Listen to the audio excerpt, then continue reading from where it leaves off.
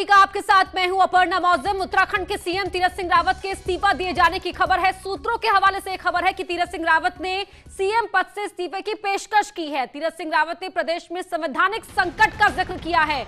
Article 151A का भी जिक्र करते हुए अपना इस्तीफा देने की पेशकश सीएम तीरथ सिंह रावत ने की है। तो बता दें आपको कि अभी 4 महीने का वक्त भी पूरा नहीं हो पाया था सीएम तीरथ सिंह रावत के कार्यकाल का, और अब उत्तराखंड में क्या नया सीएम बनने को लेकर ये हलचल है। क्या इस दिशा में उत्तराखंड की सियासत आगे बढ़ रही है? कौन कौन से नाम आगे चर्चाओं में है, रेस में शामिल हैं, वो भी आप टीवी स्क्रीन पर देख पा रहे हैं। खटीमा से विधायक पुष्कर सिंह धामी, कोटद्वार से विधायक हरक सिंह रावत, सतपाल महाराज, उनका भी नाम आगे चल रहा है, और धन सिंह रावत का नाम भी इस रेस में शामिल है।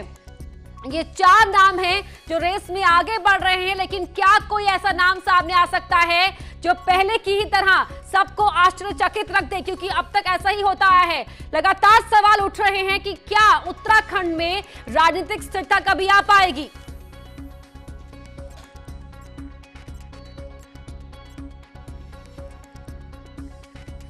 और हमारे साथ एक खास गेस्ट पैनल जुड़ चुका है। कांग्रेस की प्रवक्ता है गरिमा दसौनी, वो हमारे साथ जुड़ चुकी हैं। आम आदमी पार्टी के नेता हैं नवीन परसाली, वो भी हमारे साथ जुड़ चुके हैं। बीजेपी के प्रवक्ता है सुरेश जोशी, वो भी जुड़ चुके हैं। और साथ ही न्यूज 18 उत्तराखंड के संपादक हैं अनुपम त्रिवेदी जी, वो भी हमारे साथ जुड़ चुके हैं। गरिमा जी, अगर उत्तराखंड की सियासत के इतिहास की बात की जाए, जब से उत्तराखंड का गठन हुआ है, क्या प्रदेश की एक किस्मत बन गई है, या यूं कहे कि पहाड़ वासियों की किस्मत बन गई है कि उन्हें राजनीतिक स्थिरता हासिल ही नहीं हो पा रही? देखिए, वाकई बहुत पीड़ा, बहुत कष्ट और बहुत दुख हो रहा है ये देखते हुए। भूतो न भविष्यति, इस तरह का बहुमत, इस तरह की डबल इंजन की सरकार आज से पहले किसी दल को उत्तराखंड की जनता ने नहीं दी। इस बार दी क्योंकि यहाँ की जनता की दरकार थी एक स्टेबल गवर्नमेंट, एक स्टेबल मुख्यमंत्री, एक ऐसी गवर्नमेंट जिसके अधीन पूरे 5 साल का कार्यकाल पूरा हो सके। और इसकी नींव भी देखिए, मुख्यमंत्री बदलने की जो परिपाटी है वो भाजपा ने शुरू करी। 2000 में राज्य का गठन होता है, नित्यानंद स्वामी और कोश्यारी जी मुख्यमंत्री बनते हैं। फिर पंडित नरेंद्र तिवारी जी पूरा 5 साल का अपना कार्यकाल पूरा करते हैं। 7 से 12 के बीच में 3 बार मुख्यमंत्री बदल दिए जाते हैं। और अब आपने देखा कि किस तरह से कपड़ों की तरह यहाँ मुख्यमंत्री बदले जा रहे हैं। उत्तराखंड क्या प्रयोगशाला समझ लिया है भाजपा ने? आप ये बताइए कि उत्तराखंड की जनता का कसूर क्या है, उसका दोष क्या है? उसने आपको इतना प्यार, इतना विश्वास दिया, आपने जो मांगा उसने आपको वो दिया, लेकिन आपने विकास तो किया नहीं। आपने बेरोजगारी चरम पर पहुंचा दी, महंगाई से आज जनता की कमर तोड़ दी। यहाँ आपके कार्यकाल में पहली बार 20 से ज्यादा किसानों ने आत्महत्या कर ली, आपके मंत्री के दरबार में व्यापारी ने आत्महत्या कर ली। अब गरिमा जी, 2007 से 12 का आपने जिक्र किया, लेकिन कांग्रेस के कार्यकाल का जिक्र नहीं किया आपने। लौटूंगी आपके पास, सुरेश जोशी जी का भी रुख कर लेती हूं। पहले मैं सुरेश जोशी जी, रामनगर में 3 दिन का चिंतन शिविर हुआ, क्या निकला वहां से? ये देखिए, रामनगर में जो हम लोगों का चिंतन शिविर हुआ था, उस शिविर में हम लोगों ने आगामी जो 2022 का चुनाव है उसके सारे रोड मैप्स हम लोगों ने तैयार किए थे। 2022 में जो पार्टी चुनाव में जाएगी उन सारे विषयों पर बहुत विस्तृत चर्चा वहां पर हुई है।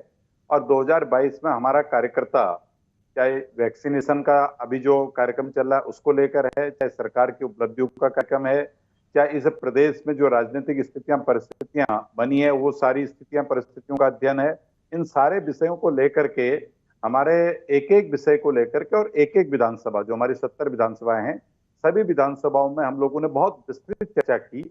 और निश्चित तौर पर जो हमारा रोड मैप तैयार हुआ है, जो हमारी प्लानिंग से तैयार हुई है, उसके आधार पर मैं आज ये कह सकता हूं कि भारतीय जनता पार्टी 2022 का जो चुनाव होगा, क्या उस प्लानिंग में सुरेश जोशी जी, जो भी आपने प्लानिंग की हर विधानसभा सीट को लेकर, क्या उसमें जो सीएम तीरथ सिंह रावत की प्लानिंग फिट नहीं हो रही थी क्या? या सबके बीच में एक राय नहीं बन पा रही है सीएम के चेहरे को लेकर? नहीं, पहली बात तो मैं आपको बहुत क्लियर ये कर दूं कि सुप्रीम कोर्ट का भी जो डिसीजन 1995 का था, और चुनाव आयोग के जो नॉर्म्स हैं, अभी तक ये क्लैरिफाई नहीं हो पाया है कि क्या चुनाव आयोग उत्तराखंड की जो रिक्त पड़ी 2 सीटें हैं, हल्द्वानी और गंगोत्री की, क्या उन सीटों का इलेक्शन होगा या नहीं होगा? पहला प्रश्न तो ये खड़ा होता है।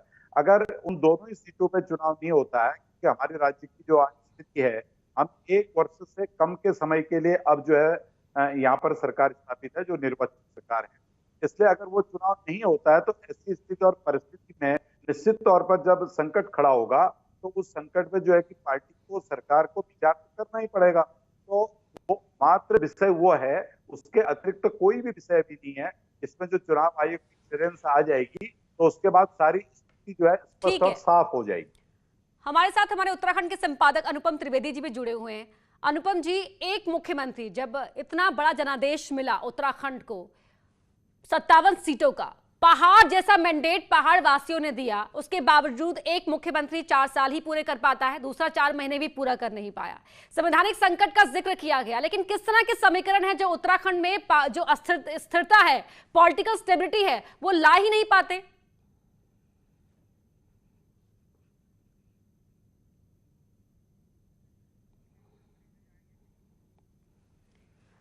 लौटेंगे आपके पास अनुपम जी।